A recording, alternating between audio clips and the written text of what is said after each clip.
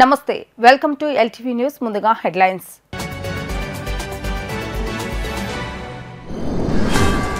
వచ్చే ఏడాది నుంచి ప్రభుత్వ బడుల్లో ఐబీ సిలబస్ సీఎం సమక్షంలో పత్రాలు మార్చుకున్న విద్యాశాఖ ముఖ్య కార్యదర్శి Praveen Prakash IB chief education officer doctor Antony begin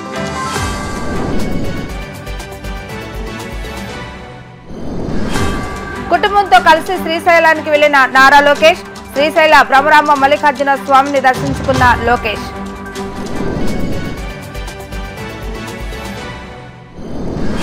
MP Kesineni నానిపై TDP నేత కేశినేని చిన్ని ఫైర్ సైకోలు అందరూ ఒకే చోట చేరారని విమర్శ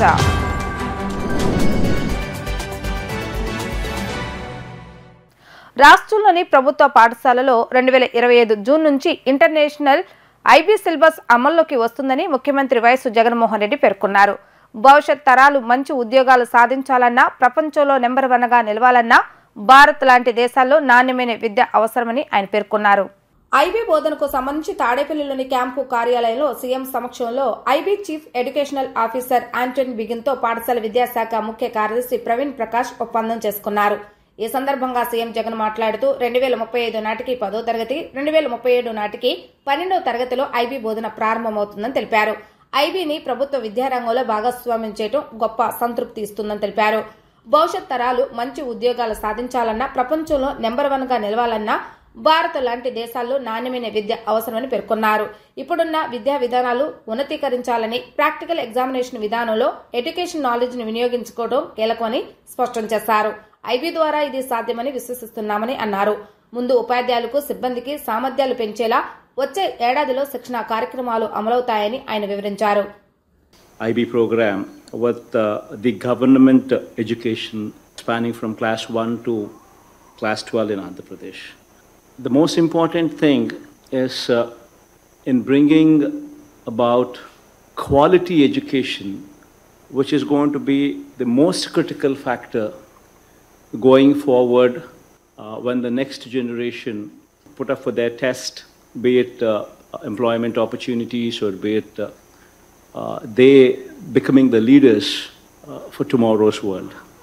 That being said, the quality of education, especially in countries such as ours, should be upgraded to the level where we are also on par with the Western world. These are the things which what I see in Western world should become part of our curriculum here so as to better the standard of education in our countries, what I strongly believe. And what I strongly believe is that IB would deliver that. So this partnership, of course, is going to be one challenging role. I do understand and I do appreciate, and my heartfelt thanks to IB for actually coming forward in this endeavor. It's a journey, no doubt. We start off with capacity building of teachers this year. Then going forward, we bring in IB curriculum, we bring in IB standards every year into one class, and then in 10 years' time, we actually, by 2035, we target 10th grade, and probably, and then the 12th grade by 2037. So it's a journey where both of us are committed to, and this partnership, I'm pretty sure, would be a testament where the norm of IB, where people usually say that IB is only for the aloof. So I'm pretty sure this is going to new standards, and my profound thanks to all of you for making this a reality.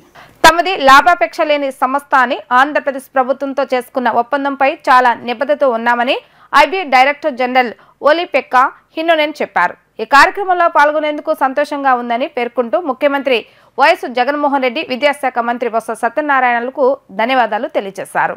IB బోధనకు సంబంధించి తాడేపల్లిలోని camp కార్యాలయంలో ఒప్పందం అనంతరం IB director general ఒలిపెక్కా హిన్నోనెన్ మాట్లాడుతూ విద్య ద్వారా ఉత్తమ ప్రపంచాన్ని శాంతియుత సమాజాన్ని నిర్మించాలన్నది తమ లక్ష్యమన్నారు. ఇంత పెద్ద స్థాయిలో తమ సంస్థ భాగస్వామ్యం కావడం ఇదే ప్రథమమని ఇతర దేశాలకు ప్రాంతాలకు ఈ ఒప్పందం ఒక స్ఫూర్తిగా నిలుస్తుందన్నారు. దీని ద్వారా భారత్తో విద్యారంగంలో తమ సంబంధాలు మరింత మెరుగుపడతాయని, నాణ్యమైన విద్య కోసం ఉపాధ్యాయులు, సిబ్బంది మధ్య మంచి వాతావరణాన్ని కల్పించి సామర్థ్యాలను పెంచుతామన్నారు. పిల్లలు, స్కూళ్లు, తల్లిదండ్రులు, యూనివర్సిటీలతోనూ తమ సంబంధాలు మెరుగుపడతాయన్నారు.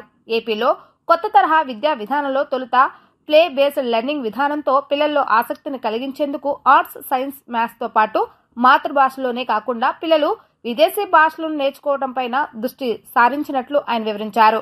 దీనివల్ల పిల్లల్లో కొత్త సామర్థ్యాలు అలవడతాయన్నారు. I'm very happy to be able to join this event, and I'm looking forward for the ability for me to come in person to Andhra Pradesh, meet you all, and discuss our now starting journey together in person. Now, as we are celebrating the signing of the Memorandum of Understanding between Andhra Pradesh and International Baccalaureate, I'm especially thankful to the Chief Minister, Sri Y.S. Jagamohan Reddy, for supporting this partnership through to fruition. We thank you all for your hospitality and for trusting us at the IB as partners in serving the children and education future of Andhra Pradesh. There are 3 points that I would like to raise up at this moment. The first is that I would like to underline that we are seriously committed to this work that we are now starting together. For a non-profit educational organization with a purpose statement of creating a better and more peaceful world through education, I cannot imagine a better collaboration than what we are starting today. This work that we are doing is something that I would say that it's unique in a world scale. And I do believe that it is something that we all have to learn kind of new things, how to really create high quality education and training for the new generations. I do believe that the central success criteria for us to be successful is that we are capable of increasing the quality of the relationships in the education system. It's a central part of our aim to raise the quality education in Andhra Pradesh. TDP జాతీయ ప్రధాన కార్యదర్శి నారా లోకేష్ శ్రీశైలం శ్రీ బ్రహ్మరామ మల్లికార్జున స్వామి వారిని దర్శించుకున్నారు. ఇందులో భాగంగా ఉదయమే శ్రీశైలం మండలం సున్నిపెంటకు లోకేష్ చేరుకున్నారు. రోడ్డు మార్గంలో సాక్షి గణపతి ఆలయానికి యువనేత చేరుకున్నారు. సాక్షి గణపతి ఆలయాన్ని దర్శించుకున్న లోకేష్ కుటుంబ సభ్యులతో కలిసి ప్రత్యేక పూజా కార్యక్రమంలో పాల్గొన్నారు. శ్రీశైలం బ్రహ్మరామ మల్లికార్జున స్వామి వార్లను లోకేష్ దంపతులు దర్శించుకున్నారు.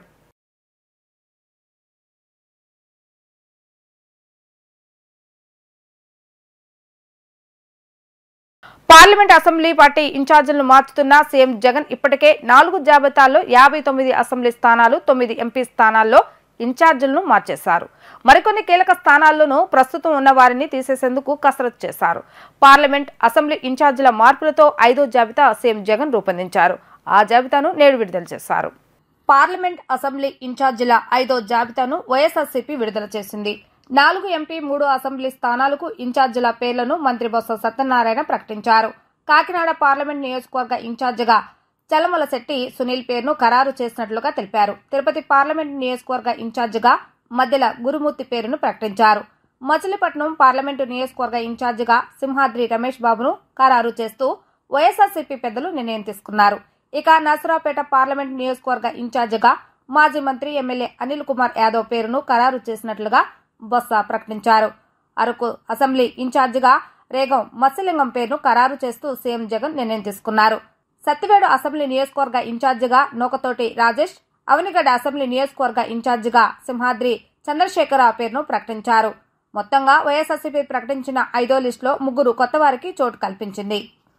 70 ఏళ్లుగా నివాసముంటున్న నిరుపేదల ఇళ్లకు ఇంటి పట్టాలు మంజూరు చేయమని ప్రభుత్వాలకు అధికారులకు విన్నవించుకున్నా పట్టించుకునే పరిస్థితి లేదని సిపిఎం రాష్ట్ర కార్యదర్శి శ్రీనివాసరావు ఆగ్రహం వ్యక్తం చేశారు. అధికారం కోసం వాగ్దానాలు చేయటమే కానీ చేసిన వాగ్దానాలు అమలు చేయాలన్న చిత్తశుద్ధి ఈ ప్రభుత్వాలకు లేదని ఆయన మండిపడ్డారు.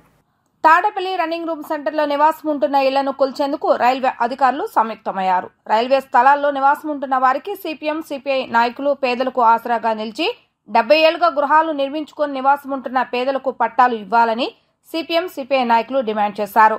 పేదలకు సెంటు భూమి ఇస్తానని హామీ ఇచ్చి జగన్ ప్రభుత్వం మాట తప్పిందని అన్నారు. బీజేపీ బుల్డోజర్ రాజకీయాలు ఆంధ్రప్రదేశ్లో చెల్లుబాటు కానివ్వమని హెచ్చరించారు. రైల్వే స్థలాల్లో నివాసం ఉంటున్న పేద ప్రజలకు ఇళ్ల పట్టాలు మంజూరు చేసే వరకు సిపిఐ, సిపిఎం అండగా ఉంటుందని వారు తెలియజేశారు. 70-80 సంవత్సరాలుగా నివాసం ఉంటున్నటువంటి పేదవాళ్ళు చిన్న చిన్న వృత్తులు చేసుకుంటూ ఉద్యోగాలు చేసుకుంటూ జీవనం సాగిస్తున్నటువంటి వాళ్ళని ఇక్కడి నుంచి లేపేయాలని నిన్న ఉన్నటువంటి అధికారులు వచ్చి వెంటనే ఖాళీ చేయకపోతే బుల్డోజర్ తీసుకొచ్చి మొత్తం కూల్చి పారేస్తామని హెచ్చరించి వెళ్ళారు. ఈరోజు ప్రజలందరూ కూడా ఇక్కడ చాలా ఆందోళనగా ఉన్నారు. ఈ నివాసం దీర్ఘకాలంగా ఉన్నటువంటి నివాస ప్రాంతాల్లో వాళ్ళకి పట్టాలు ఇవ్వచ్చు. ఇది రైల్వేకి ఏం ఉపయోగపడే స్థలం కాదు. 70-80 ఏళ్లలో వాళ్ళకి అవసరం లేదు. ఇప్పుడు సడన్గా వాళ్ళు జాతీయ స్థాయిలో ఢిల్లీతో సహా మోడీ అనుసరిస్తున్న బుల్డోజర్ రాజకీయాలను ఇక్కడ కూడా ప్రయోగించాలని చెప్పి తాడేపల్లిలో కూడా ప్రయోగించాలని చెప్పి ఒక దుష్ట పన్నాగం తప్ప ఇంకోటి కాదు. రైల్వే అధికారులు ఈ దుష్ట పన్నాగంలో భాగం కాకుండా వాళ్ళు సహేతుకంగా ఆలోచించి వీళ్ళందరినీ కూడా ఇక్కడ అనుమతించాలి. రాష్ట్ర ప్రభుత్వం ఈ భూములన్నీ కూడా రెవెన్యూకి సేకరించుకొని అవసరమైన పరిహారం అవసరమైతే రైల్వే వాళ్ళకి ఇచ్చి వీళ్ళందరికీ కూడా పట్టాలు ఇవ్వాలని చెప్పి మేము డిమాండ్ చేస్తా ఉన్నాం. వీళ్ళని లేపేస్తే మాత్రం మేము ఊరుకోం. మొత్తం మా పార్టీ, ప్రజా సంఘాలు అందరూ కూడా ఇక్కడ ఉండేటువంటి ప్రజలు కూడా వాళ్ళ మద్దతుగా నిలబడి ఎంతటికైనా తెగించి ఇళ్లను మాత్రం కాపాడే దానికోసం ప్రజల తరఫున మేము నిలబడతామని చెప్పి రాష్ట్ర ప్రభుత్వాన్ని, కేంద్ర ప్రభుత్వాన్ని హెచ్చరిక చేస్తాం. వైసీపీ అధినేత ఆంధ్రప్రదేశ్ ముఖ్యమంత్రి వైఎస్ జగన్మోహన్ రెడ్డిపై టీడీపీ పాలిట్ బ్యూరో సభ్యులు బొండా ఉమామహేశ్వరరావు సంచలన వ్యాఖ్యలు చేశారు. తాడేపల్లిలో కూర్చొని షర్మిలాను తమను తిట్టించడం కాదని, నిజంగా ప్రజల సంక్షేమమే కోరుకుంటే నువ్వు చెప్పినవన్నీ వాస్తవాలే అయితే లై డిటెక్టర్ పరీక్షకు రా అని జగన్కు ఉమామహేశ్వరరావు సవాల్ విసిరారు. మంగళగిరిలోని ఎన్టీఆర్ భవన్లో టీడీపీ పాలిట్ బ్యూరో సభ్యులు బొండా ఉమామహేశ్వరరావు మీడియాతో మాట్లాడుతూ ఈ నేపథ్యంలో ఆయన వైసీపీ అధినేత ఆంధ్రప్రదేశ్ ముఖ్యమంత్రి వైఎస్ జగన్మోహన్ రెడ్డిపై సంచలన వ్యాఖ్యలు చేశారు. తాము తొలి నుండి జగన్పై ఏవైతే వాస్తవాలు చెప్తున్నామో అవి నిజమని, ఆయన సొంత రక్తం పంచుకు పుట్టిన ఆయన సోదరి షర్మిలానే తెలియజేస్తుందని తెలిపారు. ఇందుకు సాక్ష్యం ఈ మధ్య కడపలో జరిగిన ప్రెస్ మీట్ లో భారతీరెడ్డితో చెప్పిస్తారా అంటూ షర్మిల జగన్ను నిలదీయటమే అని వ్యాఖ్యానించారు. ఇక భారతీరెడ్డితో చెప్పిస్తారా అని షర్మిల నిలదీయటంతోనే జగన్ అవినీతి మొత్తం బయటకు వచ్చిందని మండిపడ్డారు. ఇక తాము జగన్కి సంబంధించిన వాస్తవాల గురించి మాట్లాడితే రాజకీయంగా కట్టుకథలు అలుతున్నారన్నారని, మరి ఇప్పుడు సొంత చెల్లినే చెబుతుంది, మరి దీనికి ఏం చెప్తారు జగన్మోహన్ రెడ్డి అని ప్రశ్నించారు. ఏమైతే మేము తొలి నుంచి జగన్మోహన్ రెడ్డి మీద వాస్తవాలు చెప్తున్నామో ఆ వాస్తవాలన్నీ నిజమని సొంత రక్తం పంచుకు పుట్టిన షర్మిలనే ఇవాళ చెప్తా ఉంది. దానికి మొన్న కడపలో భారతీరెడ్డితో చెప్పిస్తారా అని షర్మిల నిలదీస్తున్నటువంటి ప్రెస్ మీటు అన్ని వాస్తవాలు వచ్చినాయి దీంట్లో. జగన్మోహన్ రెడ్డి ఆ రోజు బెయిల్ కోసం భారతీరెడ్డిని, అనిల్ కుమార్ని ఏ విధంగా సోనియా గాంధీ దగ్గరికి పంపించింది, ఇవన్నీ తెలుగుదేశం పార్టీ మొదటి నుంచి చెప్పినయే. మేం చెప్తేనేమో రాజకీయంగా కట్టుకథలు చెప్తున్నారు అని చెప్పి మా మీద చెప్పారు. ఇవాళ సొంత చెల్లెలు చెప్తా ఉంది. నువ్వు ఏం మాట్లాడతావు జగన్మోహన్ రెడ్డి? నువ్వు చెప్పినవన్నీ అబద్ధాలని తేలిపోయింది కదా. లేదంటే నిన్ను లై డిటెక్టర్ పరీక్ష చేస్తే మొత్తం కూడా బయటకు వచ్చేస్తాయి. దానికి జగన్మోహన్ రెడ్డి కూడా సహకరించాలి. ఎందుకంటే నీ మీద దాదాపు 12 కేసులు సిబిఐ కానీ ఈడీ కానీ 16 కేసులు పెట్టి 18 నెలలు జైల్లో ఉండి దానికి 100 సార్లు బెయిల్కి వెళ్ళావు. సుప్రీంకోర్టుకి వెళ్ళావు, తెలంగాణలో హైకోర్టుకి వెళ్ళావు, సిబిఐ కోర్టుకి వెళ్ళావు. ఎక్కడా నీకు బెయిల్ రాలినప్పుడు నీ భార్య భారతీరెడ్డిని, నీ బావమరిది అయినటువంటి అనిల్ కుమార్ని సోనియా గాంధీ దగ్గరికి పంపించి వాళ్ళ కాళ్ళు పట్టుకొని ఆమె సహకారంతో నీకు బెయిల్ వచ్చింది. అదే మాట షర్మిల చెప్తా ఉంది ఈరోజు. ఏం సమాధానం చెప్తావు జగన్మోహన్ రెడ్డి అని అడుగుతా ఉన్నా. తాడేపల్లిలో కూర్చొని షర్మిలను కూడా తిట్టిస్తూ మమ్మల్ని అనరాని మాటలు అంటూ నువ్వు టైంపాస్ చేయటం కాదు, నువ్వు నిజంగా ప్రజలకి నువ్వు అవినీతి పరుడు కాదని చెప్పాలనుకుంటే లైట్ డిటెక్టర్ పరీక్షకి రా, చేయించుకుంటేనే దీంట్లో వాస్తవాలు ఏంటనేది తేల్తాయి. తన సొంత ప్రయోజనాలు, సొంత కేసుల రాజీ కోసమే జగన్మోహన్ రెడ్డి 5 సంవత్సరాలు పనిచేశాడని తేట తెల్లం అయిపోయింది. ఇంకా ప్రజలకి మోసం చేయాల్సిన చూస్తున్నటువంటి జగన్మోహన్ రెడ్డి మాటలు నమ్మరు అని కూడా తెలియజేస్తాం. ప్రతిపాడు మాజీ ఎమ్మెల్యే మాజీ మంత్రి రావెల కిషోర్ బాబు వైసీపీలో చేరారు. రావెలకు వైసీపీ కండువా కప్పి సీఎం వైఎస్ జగన్మోహన్ రెడ్డి ఆయనను పార్టీలోకి సాదరంగా ఆహ్వానించారు సీఎం జగన్. వీరి సమక్షంలో రావెల్ వైసీపీ తీర్థం పుచ్చుకున్నారు. తాడేపల్లి క్యాంపు కార్యాలయంలో సీఎం జగన్ సమక్షంలో రావెల వైసీపీ తీర్థం పుచ్చుకున్నారు. రావెలకు వైసీపీ కండువా కప్పిన సీఎం వైఎస్ జగన్మోహన్ రెడ్డి ఆయనను పార్టీలోకి సాదరంగా ఆహ్వానించారు. ఈ సందర్భంగా రావెల మాట్లాడుతూ పార్టీ కోసం జగన్ ఏం చెప్తే అది చేస్తానని తెలిపారు. ఎప్పటికీ ఒక విధేయుడుగా ఉంటానని తెలిపారు. రాష్ట్రంలో అంబేద్కర్ ఆశయాలను నెరవేర్చుతున్నది సీఎం వైఎస్ జగన్మోహన్ రెడ్డి మాత్రమేనని స్పష్టం చేశారు. పేదల ఖాతాలో 2.5 లక్షల కోట్ల రూపాయలు జమ చేసి చరిత్ర సృష్టించడం జగన్కే సాధ్యమైందని కొనియాడారు. జగన్ నిస్వార్థంగా పేదలకు చేస్తున్న సేవలను చూసే వైసీపీలో చేరానని రావెల పేర్కొన్నారు. నానికి మతి భ్రమించిందని తీవ్రస్థాయిలో టీడీపీ నేత కేశినేని చిన్ని విరుచుకుపడ్డారు. కేశినేని నానికి విశ్వాసం లేదని మండిపడ్డారు. వైసీపీలో నాని చేరడంతో సైకోలందరూ ఒకే చోట చేరారని ఆయన విమర్శలు గుప్పించారు. విజయవాడ ఎంపీ కేశినేని నానిపై ఆయన సోదరుడు కేశినేని చిన్ని హాట్ కామెంట్ చేశారు. ఈ సందర్భంగా ఆయన మాట్లాడుతూ విజయవాడ లోక్సభకు వైసీపీ నుంచి కేశినేని నాని బరిలోకి దిగితే తప్పకుండా ఓడిపోతారని చెప్పారు. 3 లక్షల ఓట్ల తేడాతో ఓడిపోతాడని స్పష్టం చేశారు. కానీ నానికి టికెట్ ఇచ్చే అంశంపై వైసీపీ హైకమాండ్ స్పష్టత ఇవ్వలేదని తెలిపారు. కేశినేని నాని ప్రజా జీవితానికి ఇక కాలం చెల్లిందని విమర్శించారు. వైసీపీలో చేరిన తర్వాత నాని స్థాయి దిగజారిందని గుర్తు చేశారు. దేవినేని అవినాష్ ముఖ్య అనుచరుడిగా మారాడని ధ్వజమెత్తారు. తాను బరిలోకి దిగే అంశాన్ని హైకమాండ్ చూసుకుంటుందని తెలిపారు. తెలుగుదేశం పార్టీ అధినేత చంద్రబాబు నాయుడు, జనసేన అధినేత పవన్ కళ్యాణ్ టికెట్ల కేటాయింపు అంశంపై చర్చిస్తున్నారని వివరించారు. తనను ఎక్కడి నుంచి పోటీ చేయాలని కోరితే అక్కడ నుంచి బరిలోకి దిగుతానని అంటున్నారు. కేశినేని నానిపై పోటీ చేసేందుకు సిద్ధమేనని ఆయన స్పష్టం చేశారు. గత కొద్ది రోజులుగా మన స్థానిక ఎంపీ కొంచెం మతి భ్రమించి ఇష్టం వచ్చినట్టు మాట్లాడుతున్నారు. వారికి ఓటమి భయం పట్టుకుంది. ఆ ఓటమి భయంతో ఆయన ఏం మాట్లాడుతున్నాడో ఆయనకే అర్థం కావట్లేదు. నిజంగా గుర్తుంచుకోనని కుక్కలకి విశ్వాసమైనా ఉంటుంది, నీకు ఆ మాత్రం విశ్వాసం కూడా లేదు. నిన్నింత వాడిని చేసిన చంద్రబాబు నాయుడు గారి మీద విశ్వాసం లేకుండా ఉన్నావు. ఒకటే చెప్తున్నాం, నీకు మతి భ్రమించింది. ఒకే రకం పక్షులన్నీ ఒకే గూటికి చేరినట్టు సైకోలన్నీ ఒక సైకో పార్టీ చెంతకు చేరినాయి.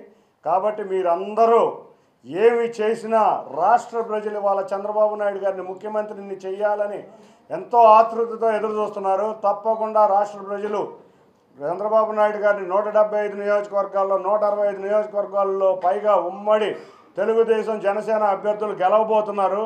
అంతేకాకుండా ఆశ్చర్యకరమైన రీతిలో పులివెందుల్లో కూడా జగన్ ఓడిపోబోతున్నారు. ఇవాళ ప్రజలకే కాదు ఆ పార్టీలో ఉన్న వ్యక్తులకు కూడా అర్థమైపోయింది వైసీపీ ఓడిపోతుందని. అందుకనే ఎవరికారు వేరే దారులు ఎదుర్కొంటుంటే నీకు మతి భ్రమించి ఇష్టం వచ్చినట్టు మాట్లాడుతున్నావు. నువ్వు గుర్తుంచుకో, నువ్వు 3 లక్షలతో ఓడిపోతున్నావు. అందరికన్నా నీకే ముందు తెలుసు. 7 నియోజకవర్గాల్లో ఇవాళ ప్రజలు తెలుగుదేశాన్ని జనసేన అభ్యర్థుల్ని ఎన్టీఆర్ జిల్లాలో గెలిపించబోతున్నారు. నీకు ప్రజాకోట్లో తప్పక శాస్తి జరుగుతుంది. ఇక జీవితంలో ప్రజా జీవితంలో నువ్వు మిగలవని గట్టిగా హెచ్చరిస్తున్నాను. వార్తలు ముగించే ముందు హెడ్లైన్స్ మరొకసారి.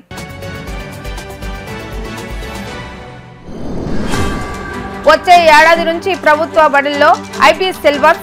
సీఎం సమక్షంలో పత్రాలు మార్చుకున్న విద్యాశాఖ ముఖ్య కార్యదర్శి Praveen Prakash, IB chief education officer doctor Antony begin.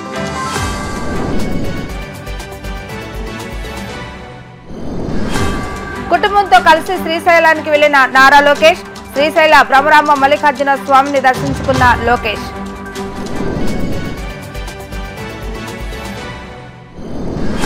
MP Kesineni నానిపై TDP నేత కేశినేని చిన్ని ఫైర్. సైకోలు అందరూ ఒకే చోట చేరారని విమర్శ.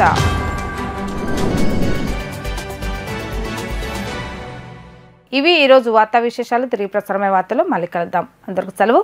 నమస్కారం.